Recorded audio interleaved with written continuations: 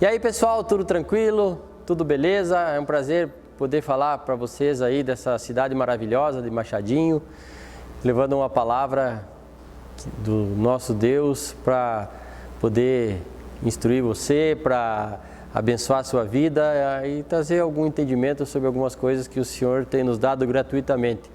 2 Coríntios capítulo 3, versículo 1, que diz assim, que com a mesma consolação com que fosse consolados, possais consolar a outros que estão precisando, né? Então, vai ser um prazer falar para você nesse tempinho. E eu gostaria de abrir a Bíblia aqui, se você quiser acompanhar, tem essa oportunidade de abrir na Carta aos Romanos. Nós vamos ler aqui na Carta aos Romanos, no capítulo 7. Aqui, capítulo 7, versículo 1, diz assim: Meus irmãos, falo a vocês como pessoas que conhecem a lei. Acaso vocês não sabem que a lei tem autoridade sobre alguém apenas enquanto ele vive? Por exemplo, pela lei, a mulher casada está ligada a seu marido enquanto ele estiver vivo. Mas se o marido morrer, ela estará livre da lei do casamento. Por isso, se ela se casar com outro homem enquanto seu marido ainda estiver vivo, ela será considerada adúltera. Mas se o marido morrer, ela estará livre daquela lei, mesmo que venha a se casar com outro homem, não será adúltera. Assim, meus irmãos, então é por causa disso que falamos aqui. Assim, meus irmãos, vocês também morreram para a lei por meio do corpo de Cristo para pertencerem a outro, aquele que ressuscitou dentre os mortos a fim de que venhamos dar fruto para Deus. O que é esse outro? É outro marido. Quer dizer, está falando da lei do casamento, agora quem morreu para a lei pode se casar com Cristo. E aí, para casar, precisa estar na fase madura, né? Criança não casa. Vocês morreram para a lei por meio do corpo de Cristo para pertencerem a outro, aquele que ressuscitou dos mortos, a fim de que venhamos dar fruto para Deus. Pois quando éramos controlados pela carne, preste atenção nesse controlados pela carne, e nós já vamos falar sobre isso nos próximos minutos. Pois quando éramos controlados pela carne, as paixões pecaminosas despertadas pela lei atuavam em nossos corpos de forma que dávamos fruto para a morte. Mas agora, morrendo, preste atenção, morrendo para aquilo que antes nos prendia, fomos libertados da lei para que sirvamos conforme o novo modo do Espírito e não segundo a velha forma da lei escrita. Certo? Então, não servir mais. A Bíblia fala em 2 Coríntios, capítulo 3, que a letra mata, mas o Espírito vivifica. Então, nós não vivemos mais por meio de regras escritas. Qual era o plano de Deus? Era enviar Jesus para nos libertar da lei do pecado e da morte, que nós vamos ler agora há pouco, e nos transportar para o reino do Filho e do seu amor, e nós passarmos a viver debaixo da lei do Espírito e vida. A Bíblia diz que aquele que tem a mente voltada para o Espírito tem uma vida no Espírito. Aquilo que o Espírito deseja. E aquele que tem a mente voltada porque a carne deseja, vive uma vida na carne. O que é carne? Carne é a mesma coisa que natureza pecaminosa, que velha natureza, que antiga natureza. E deixa eu falar uma coisa para você, de uma maneira bem clara. Deus não vai reformar a sua velha natureza. Deus não vai reformar a sua carne. Deus, quando você nasceu de novo, lhe deu uma nova natureza em Cristo Jesus, para você viver, para você aprender a pensar de uma forma diferente, que se chama arrependimento. Arrependimento vem do grego metanoia, que é mudança de mentalidade. Então você passa a pensar a vida de uma maneira diferente, querendo agradar a Deus e frutificando em Deus. Então todas as coisas, elas se tornam diferentes numa pessoa que participa do novo nascimento em Cristo Jesus. Amém? Até em Machadinho é assim. Que bom, um prazer estar falando para você. Quando a gente vive por regras, aqui o versículo 8 diz assim, mas o pecado, aproveitando da oportunidade dada pelo mandamento, produziu em mim todo tipo de desejo cobiçoso, pois sem a lei o pecado está morto. Então, qual é o sentido todo da pregação de Cristo? É oportunizar cada pessoa que crê, que nós chamamos de crente. Para mim, crente é que crê. Assim como o ouvinte é o que ouve, o cantor é o que canta, crente é o que crê, certo? Nós temos uma figura que ficou estampada de um estereótipo do crente. Não, crente é o que crê. E se você crê, como eu creio, nós vamos ter que viver com duas coisas na nossa consciência. A primeira é que estamos mortos para o pecado, e é para nos considerar mortos para o pecado. Por quê? Morto não é atingido. Quando você morreu para o pecado, e aconteceu mais uma outra coisa, que Cristo aniquilou o pecado. Então, se o pecado está aniquilado e você está morto para ele, não vai aparecer pecado na sua vida, ele não vai manifestar em obras da carne. Qual é o pecado? Jesus disse, João 16:8, quando o Espírito Santo vier, ele convencerá o mundo do pecado, da justiça e do juízo, do pecado porque os homens não creem em mim. Então, qual é o pecado? É a incredulidade, é não crer em Jesus, porque a pessoa que não crê em Jesus não ama, e o mandamento do Novo Testamento é amar. Então, a pessoa que não ama não adianta nem ter a fé, que remove montanhas. 1 Coríntios capítulo 13, versículo 2 diz assim, ainda que eu tenha uma fé capaz de remover montanhas, se eu não tiver amor, nada serei, nada disso me valerá. Então, a fé que Deus nos dá, que já nos deu uma medida para cada um, ela atua pelo amor. Então, qual é a medida de Deus, qual é o critério de Deus para uma pessoa ver se ela é obediente ou não? É o tanto que ela ama. A primeira carta de João, capítulo 4, versículo 7 e 8, diz assim, aquele que é nascido de Deus ama, quem não ama nunca viu nem o conheceu. Então, o amor é o resultado de uma pessoa ter nascido de novo em Cristo Jesus. Mudou a sua mentalidade, mudou a maneira de ver a vida, mudou toda a circunstância e o jeito que era antigamente. 2 Coríntios 5,17 diz, aquele que está em Cristo é nova criação, é nova criatura, as coisas velhas já passaram e tudo se fez novo. Que coisa boa, né? Esse Deus que fez as coisas todas perfeitas e maravilhosas. Deus é muito bom, graças a Deus. Então nós vimos aqui, e agora eu queria passar com você para o capítulo 8 de Romanos, Romanos 8, versículo 1, e nós vamos ver algumas coisas. Então nós vimos aqui, a pessoa que morreu para a lei, ela morreu para o pecado, a lei não pega mais ela, porque a lei só pega pessoas que estão vivas para a lei. Romanos 8:1 diz assim, portanto agora já não há condenação para os que estão em Cristo Jesus, porque por meio de Cristo Jesus a lei do Espírito e vida me libertou da lei do pecado e da morte. Então, na verdade, assim, você pode ler a Bíblia toda, você pode entender tudo que está escrito na Bíblia e saber tudo que está escrito na Bíblia. Se você não vive debaixo da lei do Espírito e de vida, você vai viver na lei do pecado e da morte. Você, eu ou qualquer pessoa, estamos debaixo de uma delas, ou da lei do Espírito e vida, ou da lei do pecado e da morte. Vamos ver aqui, porque por meio de Cristo Jesus, a lei do Espírito e de vida me libertou da lei do pecado e da morte. É em Cristo. Quando a pessoa está em Cristo, ativa essa outra lei. Essa nova lei é acionada e é essa lei que nos liberta. Ela é uma lei totalmente espiritual. A lei de Moisés também o era, mas acabou matando as pessoas porque ninguém conseguiu cumprir aquilo que está estabelecido e escrito por regras. Então, nenhum crente vive a partir de regras escritas. Onde está a lei de Deus? Escrita no seu coração e na sua mente. E se aí Jesus perdoa o pecado, perdoa a iniquidade, jogou o pecado no mar do esquecimento e agora comprou o seu passado. Então, quando você visita seu passado, isso é ilegal, porque você entregou ele. Cristo comprou você junto com o seu passado. Agora, o que ele te dá? Um futuro certo, cheio de esperança, mas ele quer que você viva hoje. Se o futuro é certo e cheio de esperança, você não precisa ser ansioso para saber como é que vai ser sua vida amanhã, o mês que vem ou ano que vem.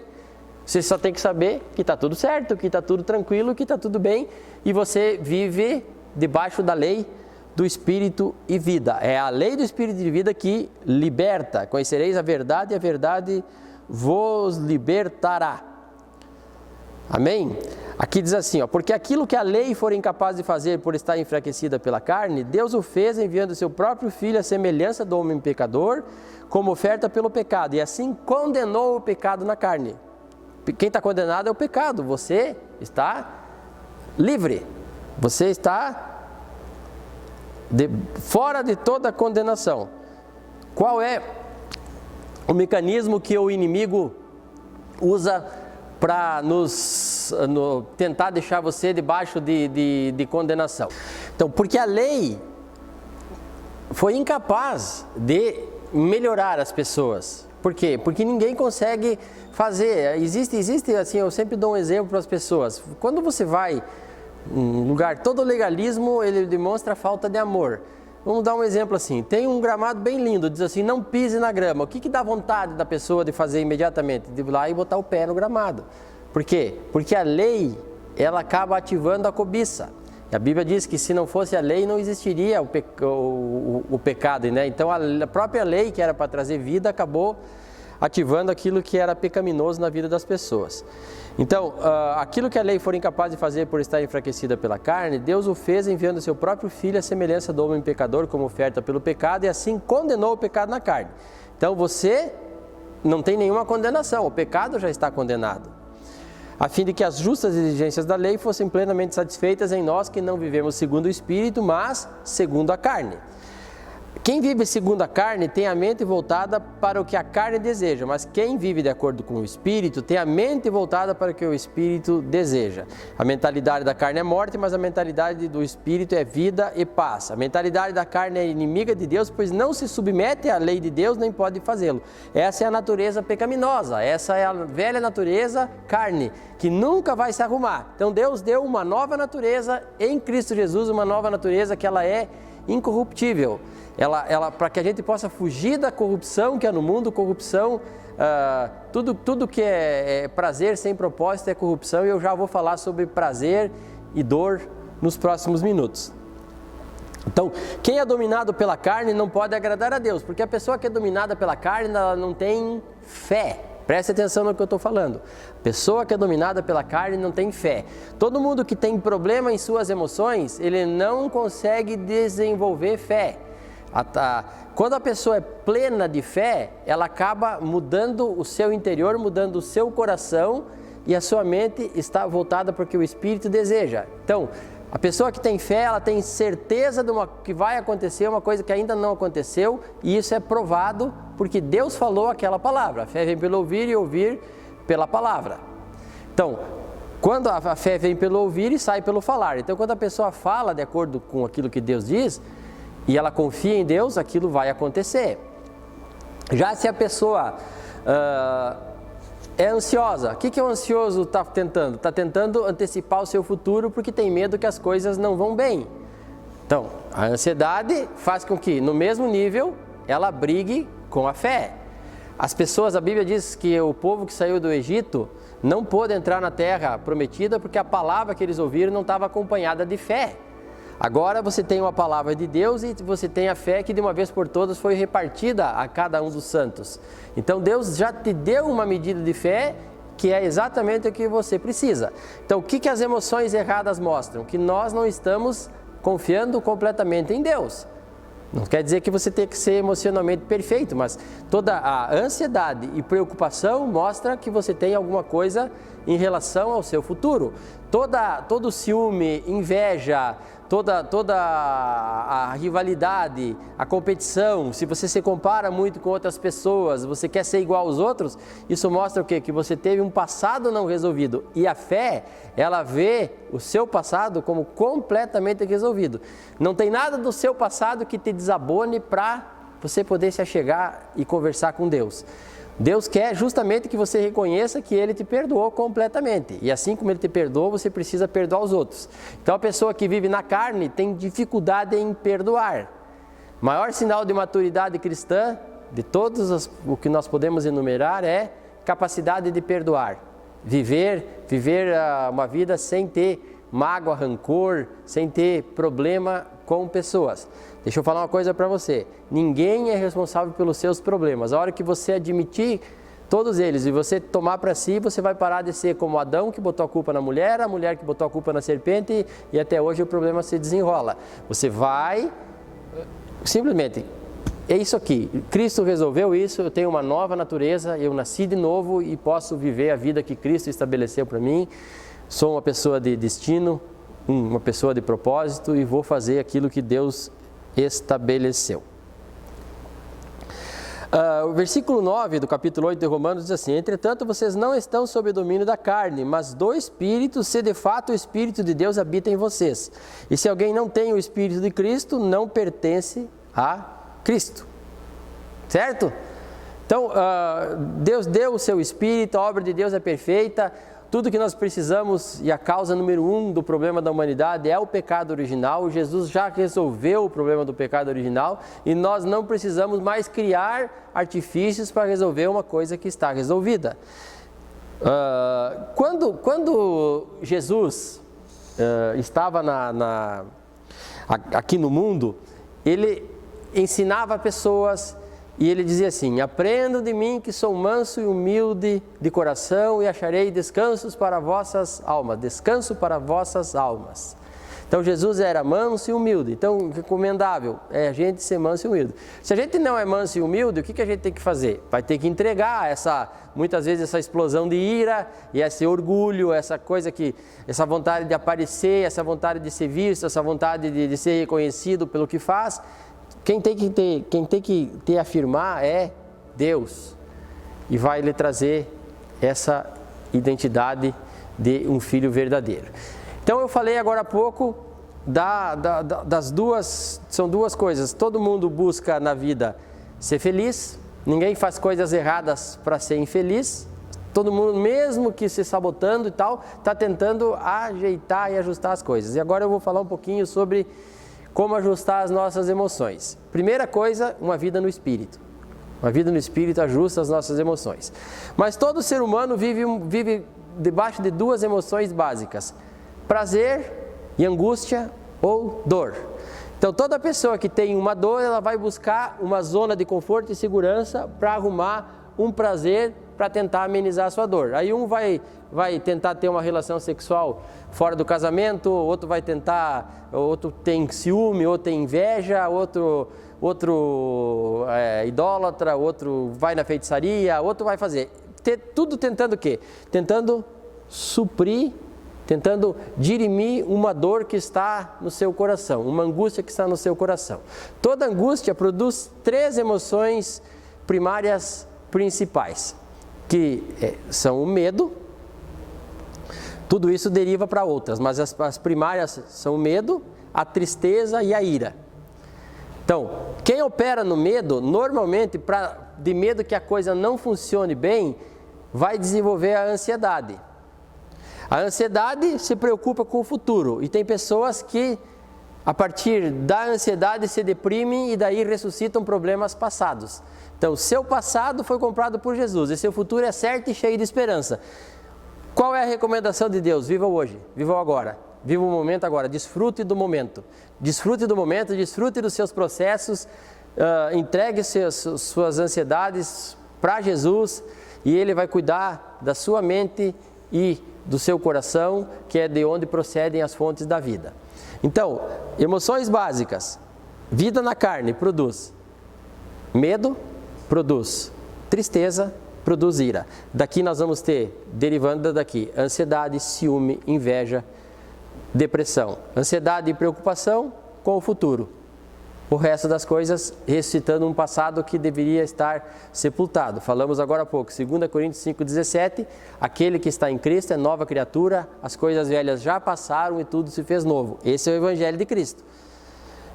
Eu acredito que nós temos que parar de valorizar o passado. Você foi comprado por alto preço, foi pago, seu corpo agora é templo do Espírito Santo, para que você fique voltando às coisas e miudezas do passado. Olha bem, a pessoa que crê verdadeiramente na obra de Jesus não fica olhando para as suas dores, para as pessoas que te humilharam, para as pessoas que te machucaram, se você não teve amor de pai, amor de mãe, se você não teve amigos, não interessa. Jesus diz assim: não vos chamo mais servos, chamo de amigos. ele veio mostrar o Pai. Todos têm Deus, só em Jesus. Jesus disse: eu sou o caminho, a verdade e a vida, ninguém vem ao Pai se não for por mim. Então, Jesus veio mostrar o Pai. Então, se você teve um problema de paternidade, agora você tem o melhor pai que possa existir. Se você teve falta de amigo, ele é teu amigo. E depois, quando você amadurece, ele quer você como noiva, para ele ser o noivo e tudo está certo, tranquilo e abençoado. Então, como viver debaixo de emoções saudáveis? É entregando para Jesus e se arrependendo de tudo que está. A Bíblia diz que não tem nada de fora que contamine o homem. Isso Jesus falou. Isso está em Mateus capítulo 7. Não há nada de fora que contamine o homem. O que está dentro do homem é isso que o contamina.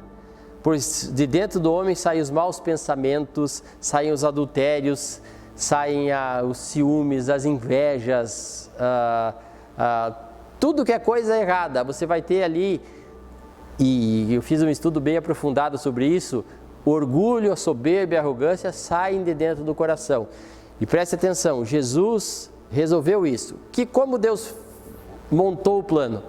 Deus diz assim: dar-lhe-eis um coração de carne e tirarei o coração de pedra. Porei o meu espírito dentro deles e eles terão uma nova vida. Qual é a nova vida? Uma vida de amor e de perdão. Se você ama, você perdoa. A maior manifestação prática de amor é perdoar. Você tem Jesus, quando foi para a cruz, o que Jesus fez? Ele foi açoitado, humilhado, os guardas fizeram muitas maldades para Jesus, mas tudo isso trouxe conquistas para nós. Chegou no fim, ele olhou para os guardas ali, ele já estava a ponto de morrer, e ele chegou e disse: Pai, perdoa, porque eles não sabem o que fazem. Então isso é a misericórdia em ação, é uma maneira de expressão de amor. Aí Estevão ele coloca Jesus nas escrituras para os fariseus e as pessoas que estão ali a ponto de apedrejá-lo. Aquilo começa a doer nos ouvidos, e eles começam a trancar os ouvidos e começam a apedrejar Estevão. E Estevão é a única situação na Bíblia que você vai ver Jesus levantar de pé no céu para esperar os céus receber Estevão. E ele diz assim: eles não sabem o que fazem. Pai, não imputa esses pecados para eles não estão sabendo. Então, misericórdia, perdoar os outros. Quando você perdoa os outros, o que acontece? Você é perdoado. Depois da oração do Pai Nosso, Jesus ensinou assim: pois se perdoarem os pecados uns dos outros, serão perdoados. Se não perdoarem, não serão perdoados. E se você não é perdoado, você não tem lugar em Deus, que perdoa o pecado. O pecado é o que afastava. E Jesus é o primeiro Adão, pecou.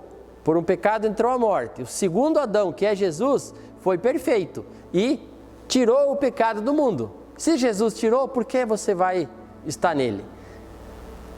Certo? Então, as nossas emoções erradas, as emoções distorcidas, as emoções primárias negativas, elas são como um simples termômetro na nossa vida. Quando alguém aqui tem, você que está ouvindo, você tem uma febre e você põe o termômetro, marca lá 38,6. O que isso indica? Indica que alguma coisa no seu corpo não está bem. Existe alguma infecção, na pior das hipóteses, uma inflamação, e você vai ter que fazer o quê? Termômetro lá dá 38,6, você pega o termômetro e quebra o termômetro. Termômetro, por que você foi me dar febre? O que vai acontecer? Você vai ter uma despesa, vai ter que comprar um outro, se você quiser. Eu, por exemplo, faz muitos anos que não uso termômetro, porque eu creio que Jesus nos curou. Isso é uma parte clara do reino de Deus. Jesus curou todos que se achegaram a Ele, e a doença e a enfermidade é uma consequência da queda, uma consequência do pecado, e Jesus resolveu isso completamente. Então, o que você faz? Se tem um termômetro que marcou febre, você vai tratar a infecção. Assim é a emoção negativa. A pessoa que tem uma emoção negativa, a pessoa que tem ciúme, o que o ciúme indica? que você não tolera o sucesso dos outros. Então, em vez de reinar sobre essa emoção e você ser feliz, você vai procurar querer que o outro não tenha alguma coisa, para que a infelicidade do outro venha ou você não quer que o outro compartilhar algo que te torna feliz, para não tornar o outro feliz, e a inveja é muito parecido com isso, quando você não quer que o outro tenha uma coisa, não quer que o outro tenha sucesso, porque aquilo pode te machucar. Então, a infelicidade do outro pode trazer felicidade.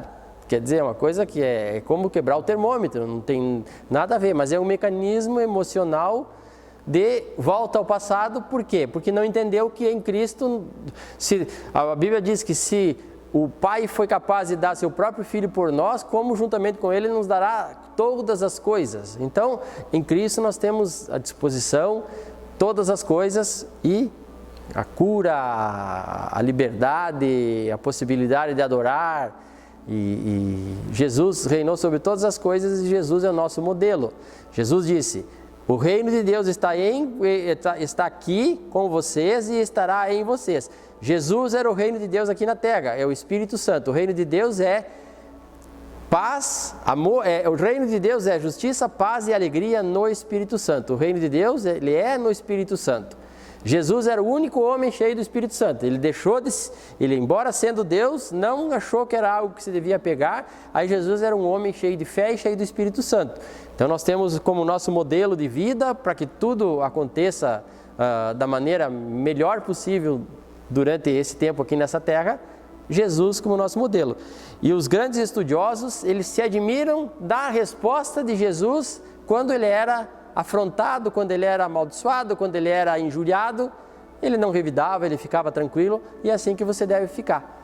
Jesus não tinha inveja de ninguém, não tinha ciúme de ninguém, e ele era um homem.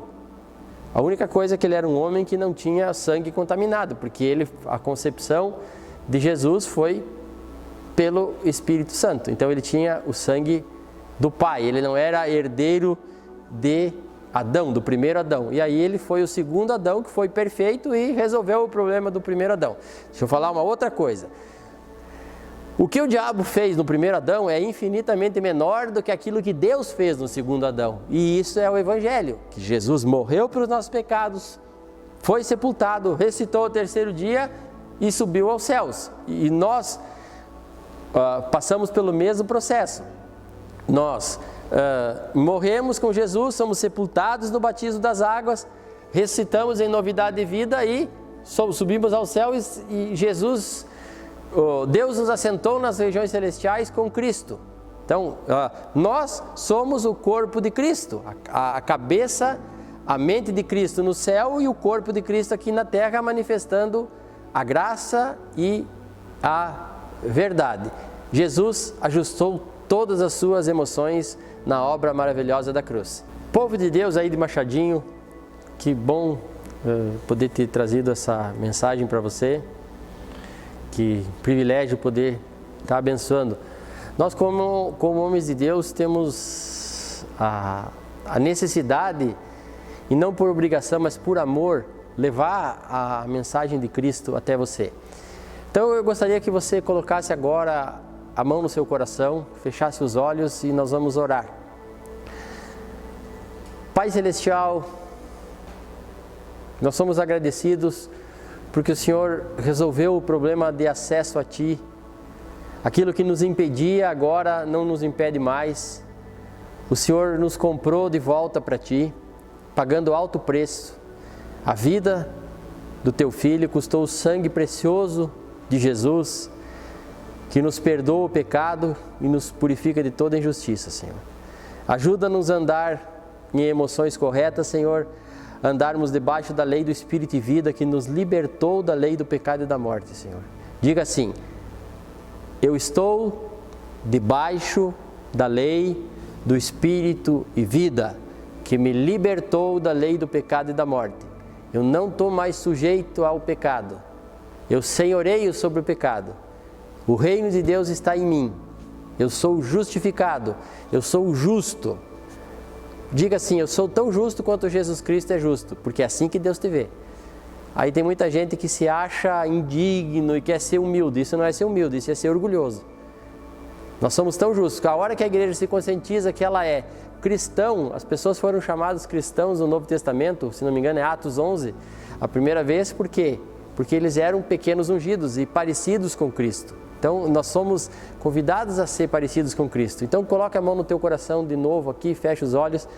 Eu oro, Pai, para que todos que estão ouvindo essa mensagem agora tenham a consciência purificada pelo Teu amor, pelo Teu poder, pelo Teu sangue, Senhor.